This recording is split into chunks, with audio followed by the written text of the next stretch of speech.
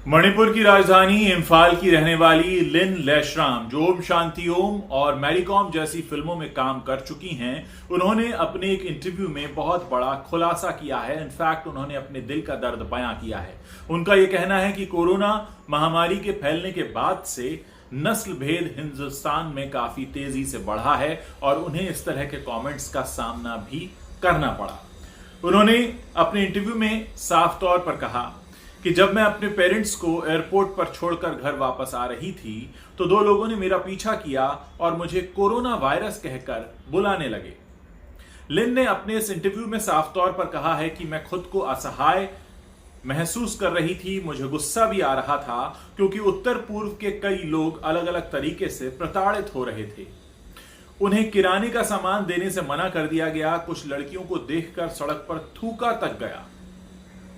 Students को उनके PG और हॉस्टल से निकाल दिया गया। यह यकीन करना वाकई दुखद था कि अपने देश में हमारे साथ ऐसा व्यवहार किया जाएगा। लिन अब तक कई सारी बॉलीवुड फिल्मों में दिखाई दे चुकी हैं और उसके बाद भी उन्हें इस तरीके से नस्ल भेद का सामना करना पड़ा। यह वाकई दुखद है। कुछ समय पहले एक यूट्यूबर ने भी अरुणाचल प्रदेश के एक विधायक के बारे में नस्लीय टिप्पणी की थी और इसके अलावा भी कई बार इस तरह के मामले सामने आते रहे हैं। पिछले साल मैंने भी अपने मंच पर यह मुद्दा उठाया था जब एक वेब सीरीज पाताल लोक में भी इसी तरह से गाली का इस्तेमाल किया गया था। यह बेहद शर्मनाक होता है। असल में हम आज 21वीं सदी में रह रहे हैं और अगर 21वीं सदी में रहने के बावजूद हमें लोगों को यह समझाना पड़ेगा कि हमारा रंग रूप ऊपर वाले की देन है और उसके आधार पर भेदभाव करना यह एक नीच काम है। दुख है कि अब भी लोगों को यह समझाना पड़ता है। लिन लैशराम कहती हैं कि बॉलीवुड में उत्तर पूर्व से ताल्लुक रखने वाले इकलौते इंसान डैनी डेंजोग्पा हैं, लेकिन हम उनसे संबंधित नहीं हो सकते क्योंकि वो धारा प्रवाह हिंदी बोलते हैं और हम में से ज्यादातर लोग ऐसा नहीं कर पाते। कोई कौन सी भाषा बोलता है या कि उसके त्वचा का रंग कैसा है या उसके लुक्स कैसे हैं, उसके आधार पर अगर आप किसी भी तरीके की टिप्पणी करते हैं तो निश्चित तौर पर यह एक ऐसा काम है जब आप अपने ही देश में अलगाववाद को बढ़ावा देते हैं।